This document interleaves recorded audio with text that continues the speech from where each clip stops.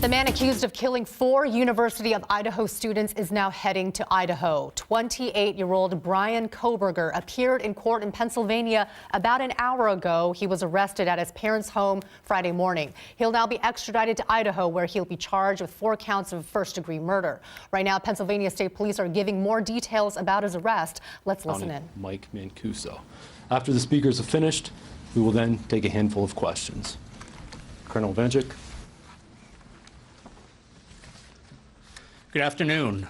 I'm Colonel Robert Ivanchik, Commissioner of the Pennsylvania State Police. While I monitored the investigation into the horrific murders of the University of Idaho students, I did not imagine the investigation would lead to the Commonwealth of Pennsylvania.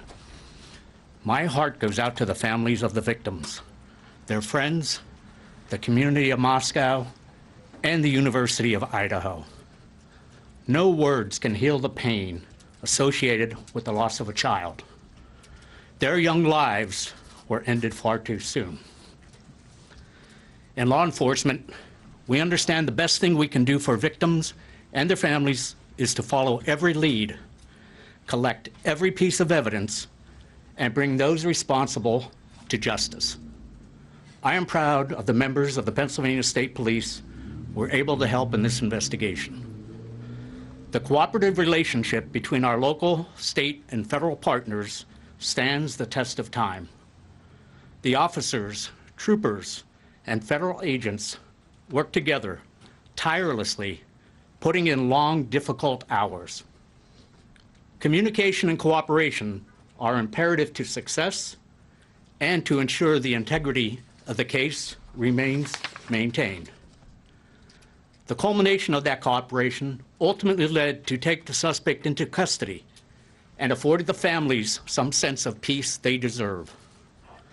I want to thank the Moscow Police Department, the Idaho State Police, and our partners in the Federal Bureau of Investigation for their support, assistance, and coordination.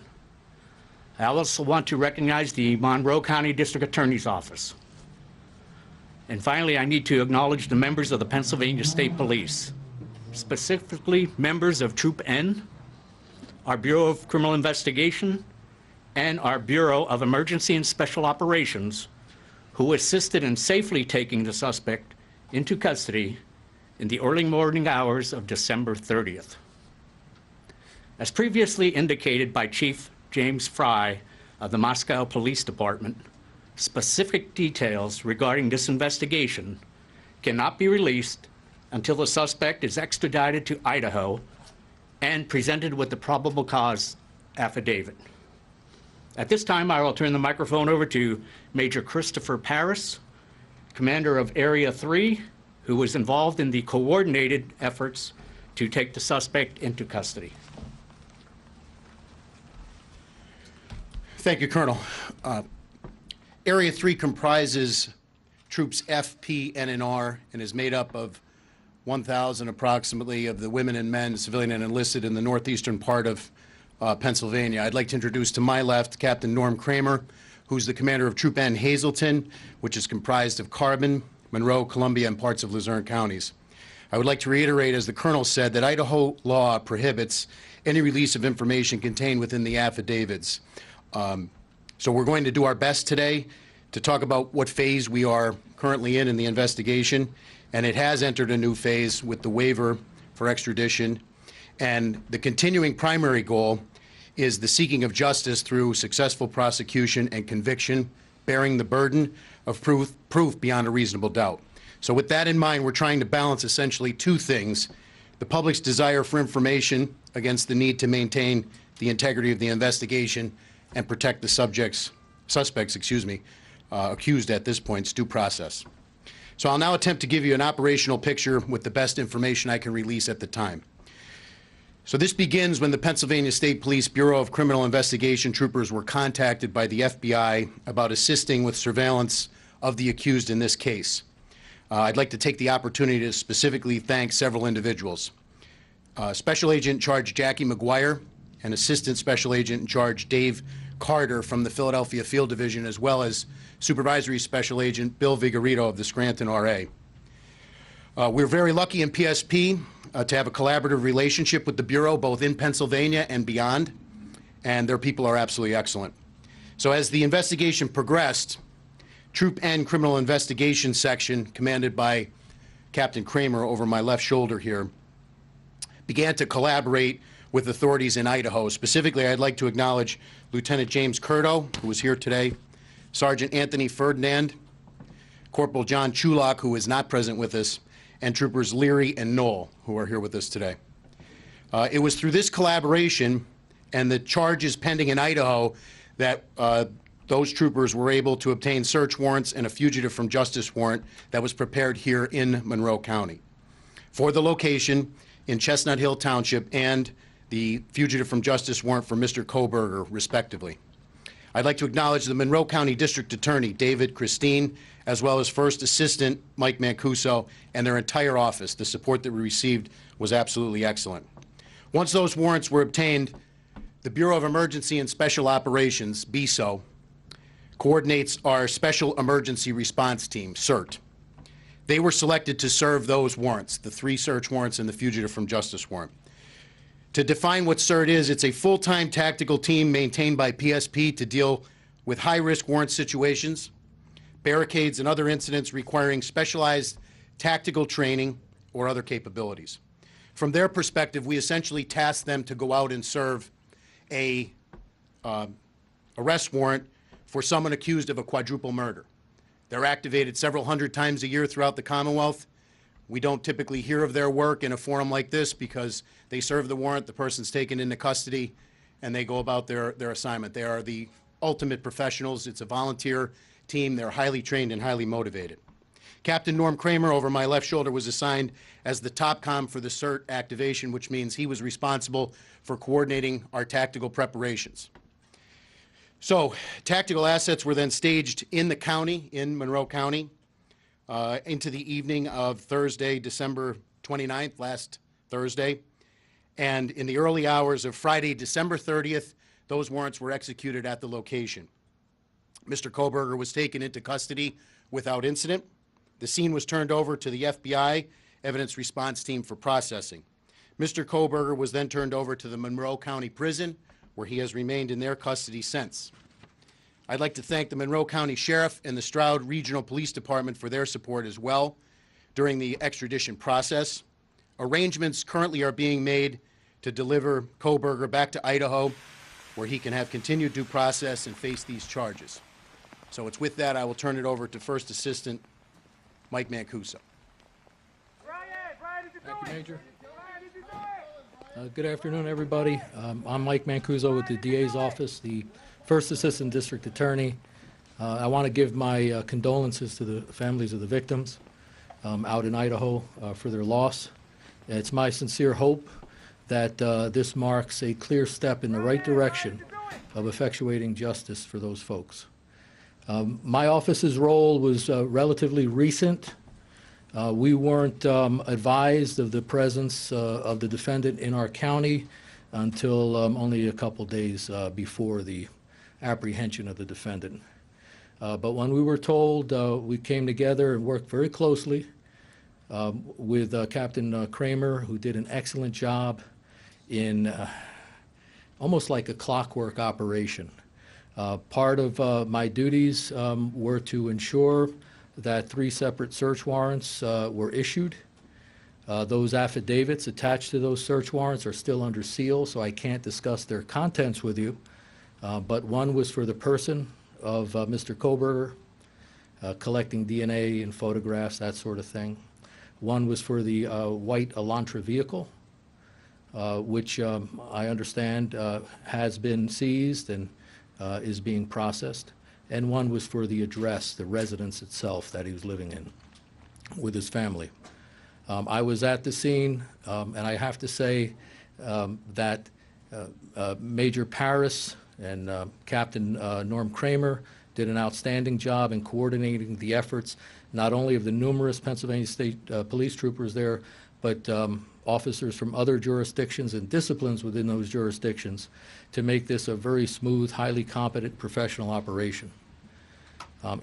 It is a quirk, apparently. It's not in the norm of the states I'm familiar with that Idaho does not release their probable cause affidavit in support of their arrest warrant until after their defendant is brought or returned to that state. But having read those documents and the sealed affidavits of probable cause, I definitely believe that one of the main reasons the defendant chose to waive extradition and hurry his return back to Idaho was the need to know what was in those documents. So that's a significant development. Beyond that, looking at the scope of the situation and the ties this defendant has to my county, I would hold our office at the disposal of the Idaho authorities to help facilitate a complete background investigation into the defendant, both activities prior to the murders occurring within the Commonwealth of Pennsylvania and his activities after the murders in Pennsylvania. So we stand ready to assist with that effort on an ongoing basis. Thank you.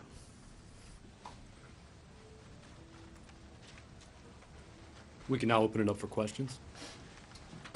Can you tell us what state police specifically did, or can you give us any indication as to the operations of state police, when you were notified? And you talk about putting tactical in the area. How long were they there?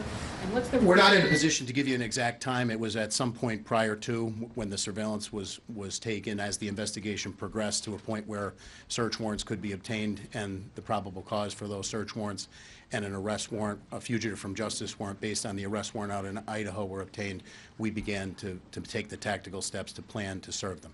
Were you collecting evidence prior to his arrest? At this point, like we said, it's very much pertinent to what's in the affidavits, which we cannot speak about. What's it about his demeanor when the arrest actually happened? Present sense impression, as likewise ongoing investigation, can't discuss it. How, Rob Mann, 69 News, how is Kohberger being transported back to Idaho? Those arrangements are being discussed right now, as well as the logistics. The court order says, those of you who heard it today, it's within the next 10 days, so we're currently working on that in coordination with authorities out in Idaho. Sir? The defendant's mother in I can't comment. I don't know.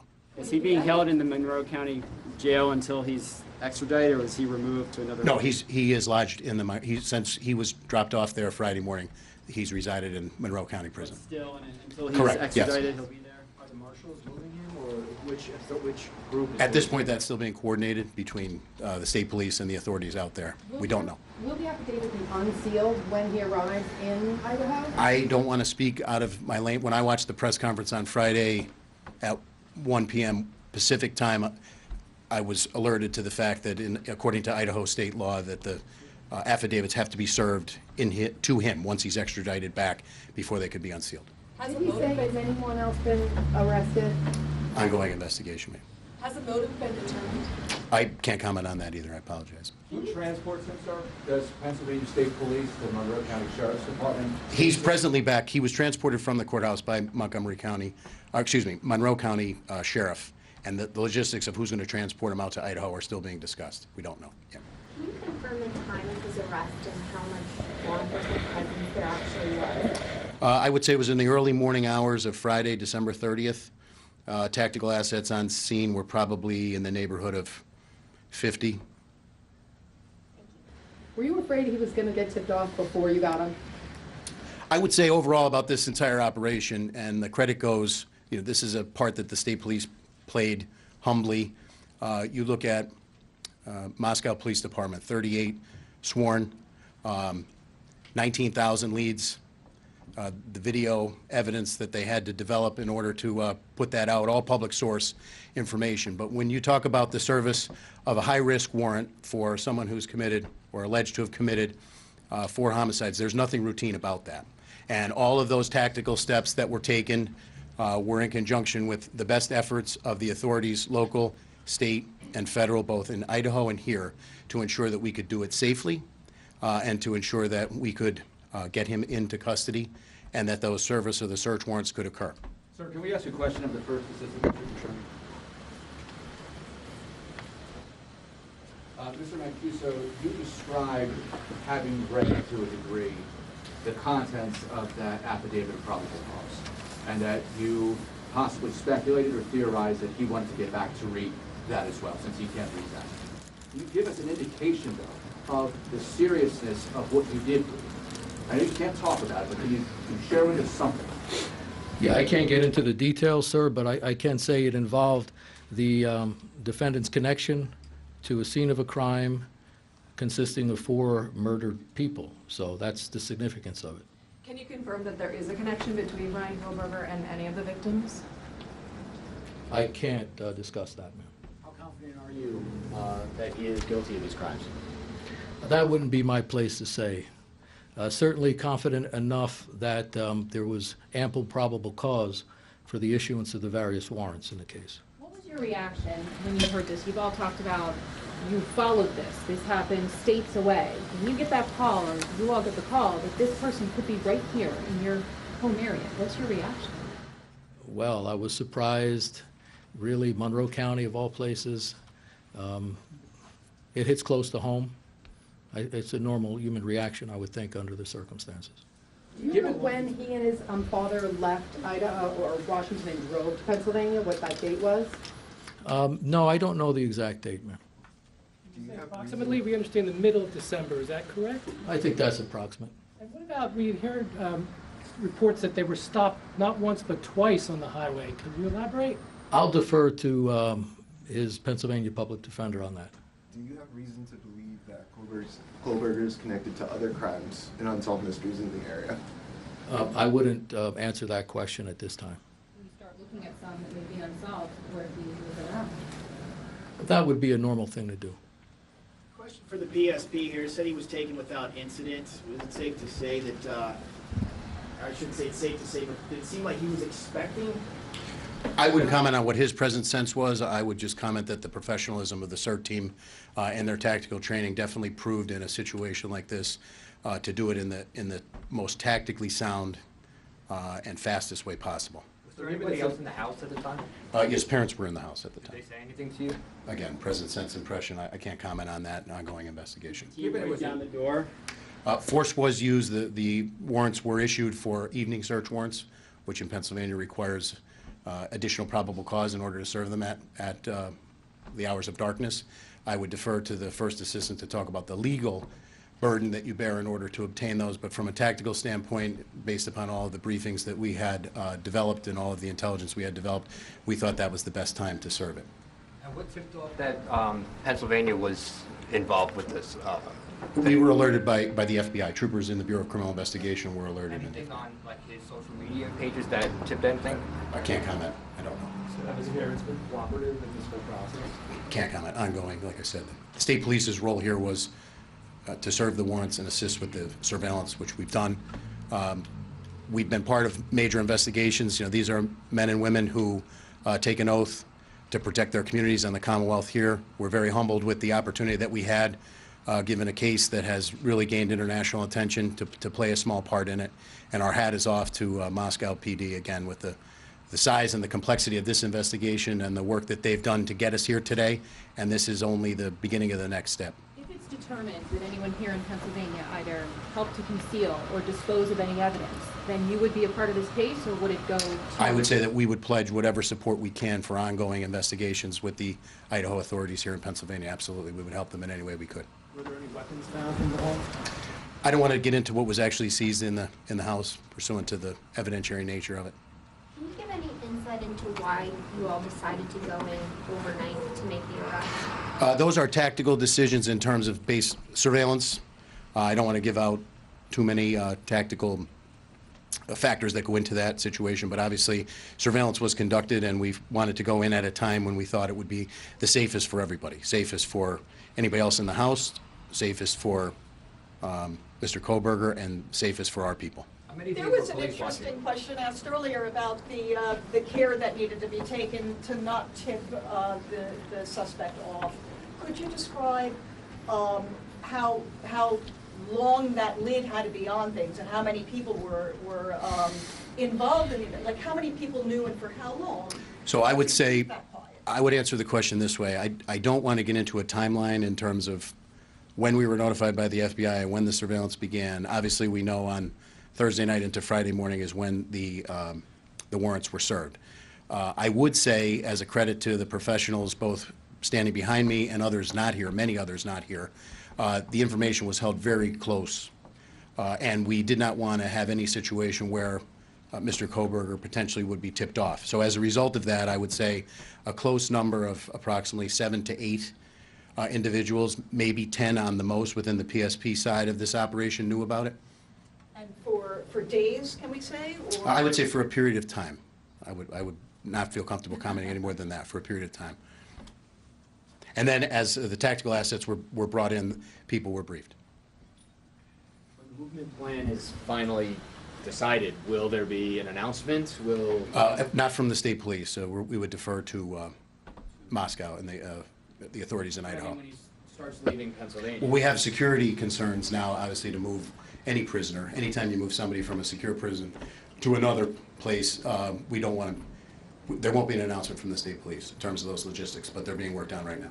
Can you give us your best guess when you think you might be... Well, you just heard from Pennsylvania State Police, who are providing new details of the arrest of Bryan Kohberger, who was taken without incident in the early morning hours of December 13th, which was a Friday. Kohberger will be brought back to Idaho, we're told, within the next 10 days. We also now know police knew he was in town for a few days before issuing 3 separate search warrants for the DNA from him, the car, that Hyundai Elantra, plus the address that he was living with in his family. Now, the affidavit of probable cause regarding the case will remain sealed until Kohberger is back in Idaho.